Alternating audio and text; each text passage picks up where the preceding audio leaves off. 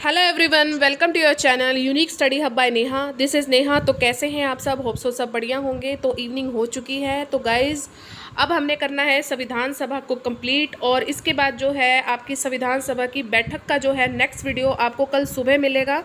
तो इस तरह जो है हमारी सिविक्स जो है आज की डेट में कह सकते हैं कंप्लीट ऑलमोस्ट हो जाएगी। बैठक है उसका सिर्फ और सिर्फ 5 या 6 मिनट का ही वीडियो बनेगा। ठीक है, वीडियो को हम लंबा नहीं करेंगे। Maximum like, share and subscribe आप वीडियो को ज़रूर कीजिएगा। और सिविक्स की पूरी प्लेलिस्ट को मैं एक बार फिर कल से अपडेट कर दूंगी। आप सिविक्स को अच्छे से कीजिए, अपने नोट्स बनाइए और अपनी प्रिपरेशन को करते रहिए, और रिवीजन मस्ट करते रहिए। रिवीजन ज़्यादा से ज़्यादा करनी है। ठीक है, चलिए संविधान सभा के बारे में पढ़ते हैं। क्या खास है इसमें जो आपको जानना बहुत ज़्यादा ज़रूरी है। तो सबसे पहले जो है 1773 का रेगुलेटिंग एक्ट आया था। ये एक्ट आपको याद रखना है। ये किसके द्वारा बनाया गया था? ये ब्रिटिश संसद के द्वारा जो है आपका रेगुलेटिंग एक्ट बनाया गया था। पहला जो इसका अधिनियम जो था आपको 1774 को जो है इसमें लागू हुआ था। एक्ट आया था 1773 में। पहला अधिनियम जो हुआ था 1774 को लागू हुआ था। इसमें क्या था ऐसा खास? इसमें यह था कि जिसने भारत में एक उच्च न्यायालय की स्थापना की गई थी। इस अधिनियम के द्वारा एक उच्च न्यायालय की स्थापना की गई थी 1774 में। अगर बात करें तो कहाँ की गई थी, तो कलकत्ता में जो है एक उच्च न्यायालय की स्थापना की गई थी। 1935 में आपका भारत शासन अधिनियम आया था। इसे दिल्ली जो है ट्रांसफ़र करके इसके फेडरल कोर्ट की क्या दी गई थी, इसको संज्ञा दी गई थी। ठीक है, तो 1935 की मैं यहाँ पर बात कर रही हूँ आपकी भारत शासन अधिनियम की। फेडरल कोर्ट की संज्ञा दी गई। इसमें क्या था कि संज्ञा देने के बाद फेडरल कोर्ट की संज्ञा तो दे दी। इसमें ऐसा खास क्या था कि इसमें ये था कि जो ये भारत का सुप्रीम कोर्ट तो होगा, लेकिन सुप्रीम कोर्ट नहीं होगा। ठीक है, जो फेडरल जो आपका कोर्ट है ये भारत का सुप्रीम कोर्ट तो होगा, लेकिन ये एक्चुअल में सुप्रीम कोर्ट नहीं है। अब इसकी स्थापना कब हुई थी, क्वेश्चन आपका बन सकता है। तो फेडरल कोर्ट की जो स्थापना है आपकी 1 अप्रैल 1937 को हुई थी। और अगर आप भारत में अगर सुप्रीम कोर्ट की स्थापना करें तो कब हुई थी? आपकी जो भारत में सुप्रीम कोर्ट की स्थापना हुई थी वो हुई थी 28 जनवरी 1950 को। 1947 में आपकी आज़ादी हुई थी। इसके बाद ही 28 जनवरी 1950 को आपके भारत में सुप्रीम कोर्ट की स्थापना की गई थी। इतना आपको जो है फेडरल कोर्ट के बारे में पता होना चाहिए, और आपको सुप्रीम कोर्ट की स्थापना के बारे में भी पता होना चाहिए, और रेगुलेटिंग एक्ट का भी आपको पता होना चाहिए। अब बात करेंगे हम 1909 के अधिनियम की। इसमें ऐसा खास क्या है कि इसमें यह था कि पहली बार मुसलमानों को पृथक निर्वाचन का जो है जो अधिकार था दिया गया था। यानी कि उनका अलग निर्वाचन होगा, अगर चुनाव होंगे तो उनका अलग निर्वाचन होगा। जो इसका अधिकार है किसको दिया गया था? मुसलमानों को दिया गया था। किस अधिनियम में इसकी बात की गई है? तो 1909 के अधिनियम में ये बात आपके सामने आई थी। अब बात करेंगे हम 1919 का भारत शासन अधिनियम, जिसको हम सिडनी रोलट का या रोलट एक्ट भी कहते हैं। रोलट एक्ट आपने नाम ज़रूर सुना होगा। इसको क्या कहते हैं? इसको भारत में आप दोहरा शासन या द्वैध शासन भी कहते हैं। ठीक है, 1919 के भारत शासन अधिनियम को जिसको हम कहते हैं रोलट एक्ट, इसको हम दोहरा शासन या द्वैध शासन भी कहते हैं। क्वेश्चन आपका बन सकता है कि किस एक्ट को आप दोहरा शासन या द्वैध शासन कहते हैं? तो रोलट एक्ट को आप जो है दोहरा शासन या द्वैध शासन भी कहते हैं। इसमें क्या था ऐसा खास? इसमें कोई भी दलील नहीं होती थी, इसमें कोई सुनवाई नहीं होती थी। ठीक है, और ना इसमें वकील होता था, ना कोई दलील होती थी। सीधा जो है आप भारतीयों को अंदर जेल में ठूस देते थे। जिसे आपके महात्मा गांधी ने क्या कहा है? काला कानून की संज्ञा दी है। किस एक्ट को दी है संज्ञा? रोलट एक्ट को जो है महात्मा गांधी ने काला कानून की संज्ञा दी गई। और ये लागू कब हुआ था? क्वेश्चन बन सकता है आपका कि रोलट एक्ट लागू कब हुआ था। तो 6 अप्रैल 1919 को जो है ये रोलट एक्ट लागू हुआ था। और जलियांवाला बाग फिर हत्याकांड हुआ। जलियांवाला बाग का जो आपका हत्याकांड है इसके बारे में मैं आपको मॉडर्न हिस्ट्री में करवाऊंगी।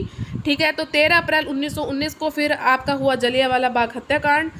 ठीक है, तो इतना जो है आपको रोलट एक्ट के बारे में पता होना चाहिए कि ये किस अधिनियम के अंतर्गत आया था। तो 1919 का जो आपका भारत का शासन अधिनियम था उसके अंतर्गत आपका रोलट एक्ट अधिनियम आया था।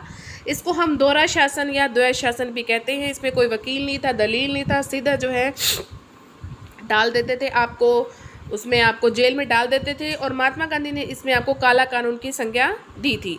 अब बात करेंगे हम द्वितीय विश्व युद्ध की। द्वितीय विश्व युद्ध में हम पहुंच जाते हैं। तो द्वितीय विश्व युद्ध आप सबको पता है कि कब स्टार्ट हुआ था।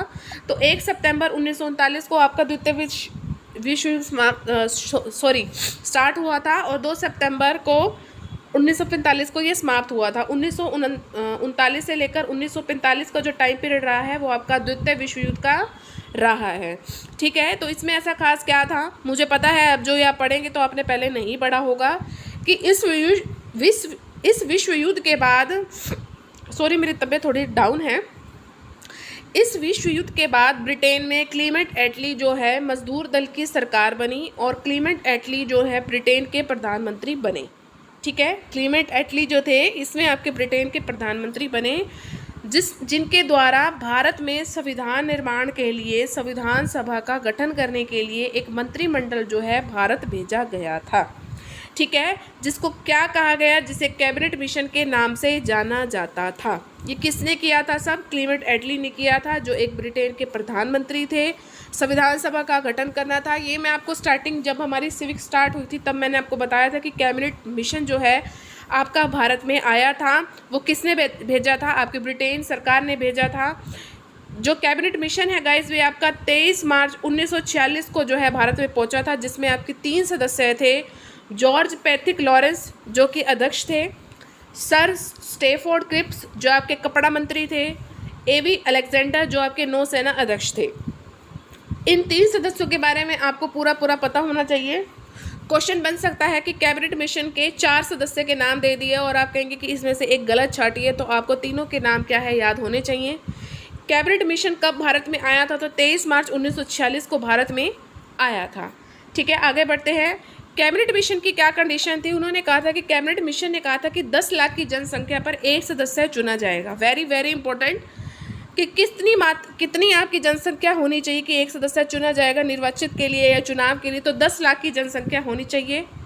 राज्य विधानसभा के जो सदस्य के द्वारा इन्हें चुना जाएगा, संविधान सभा के सदस्यों द्वारा। ठीक है, और संविधान सभा के जो सदस्यों का चुनाव होगा गाइस वो अप्रत्यक्ष होगा, प्रत्यक्ष रूप से नहीं होगा।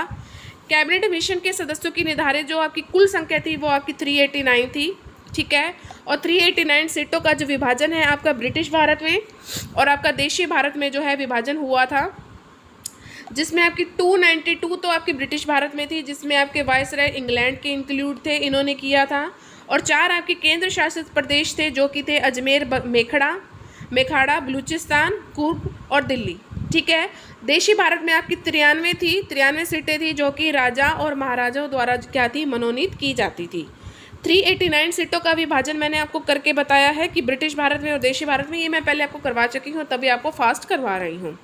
ठीक है, अब बात करेंगे हम संविधान सभा की पहली बैठक की, ये हम नेक्स्ट वीडियो में करेंगे, और इसकी दूसरी बैठक और लास्ट इसकी जो है तीसरी बैठक। इसके बाद जो है आपकी सिविक्स बिल्कुल कंप्लीट हो जाएगी। नेक्स्ट वीडियो रहेगी, वीडियो को लंबा नहीं करेंगे।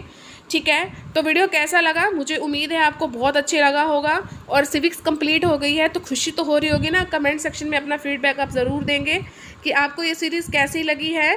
ठीक है, चैनल से नए जुड़े हैं तो लाइक ज़रूर कर दीजिए, सब्सक्राइब का रेड बटन उसको ज़रूर प्रेस कर दीजिए और ऑल पर आप ज़रूर क्लिक कीजिए ताकि मेरे चैनल पर जितनी भी वीडियोस डलें उसकी नोटिफिकेशन आपको टाइम टू टाइम मिलती रहे। इससे अगला जो हमारा टॉपिक रहेगा इकोनॉमिक्स का रहेगा, जिसमें मैं आपको SLR और CRR के बारे में अच्छे से पढ़ाऊँगी। ठीक है, नेक्स्ट वीडियो हमारा इकोनॉमिक्स बेस्ड होगा। और हिंदी का जो है मैं आपको करवाऊँगी क्रिया, यस ग्रामर में क्रिया आपको करवाऊँगी। 2 पार्ट्स रहेंगे इसके। तो नेक्स्ट जो है मेरा विचार ये रहेगा, लेकिन सबसे पहले सुबह उठ के सबसे पहला मेरा काम यही होगा कि सिविक्स जो है मैं आपको पूरी कंप्लीट करवा दूँ। कल की डेट में बैठक करवा के 6 मिनट की या 10 मिनट की जितनी भी वीडियो बनेगी उसके बाद जो हमारी सिविक्स कंप्लीट हो जाएगी। फिर इसके बाद आपकी इकोनॉमिक्स की आएगी वीडियो, इसके बाद फिर मैं आपको क्रिया करवाऊँगी। ठीक है, इकोनॉमिक्स को फिर हम आगे कंटिन्यू करते जाएंगे और हिंदी हमारी जो है अल्टरनेट डेज पे चलती रहेगी। इसके बाद जो है इकोनॉमिक्स के बाद मैं आपको जो करवाऊँगी जो जनरल ज्योग्राफी है आपकी, यस इसके भी नोट्स रेडी हैं। जनरल ज्योग्राफी है, इसकी जो है अल्टरनेट डेज पे जो आपको जनरल ज्योग्राफी भी करवाऊंगी। इसके बाद आपको फिर मैं आपको वर्ल्ड ज्योग्राफी भी करवाऊंगी। ठीक है, वर्ल्ड ज्योग्राफी आपको जो मैं है अल्टरनेट डेज पे नहीं करवाऊंगी, वर्ल्ड ज्योग्राफी आपको प्रॉपर मैं आपको करवाऊंगी। साथ में जो है मैं क्लास 10th की आपको बता दूं क्लास 10th की मैं सीरीज स्टार्ट करूंगी एनसीईआरटी की, लेकिन वो इंग्लिश मीडियम रहेगी। ठीक है, तो पहला जो हमारा टॉपिक रहेगा वो जियोग्राफी का होगा। नोट्स रेडी हो रहे हैं, तो जियो का पहला टॉपिक रहेगा, लेकिन वो इंग्लिश मीडियम का होगा। ठीक है, ये उन स्टूडेंट्स के लिए होगा जो क्लास 10th के बच्चे हैं, इंग्लिश मीडियम से हैं, सीबीएसई है तो उनके लिए है, एचबीएसई भी कर सकते हैं। ठीक है, तो ये उनके लिए रहेगा। एनसीईआरटी की अलग सीरीज़ रहेगी और ये काम हमारा साथ साथ चलता रहेगा।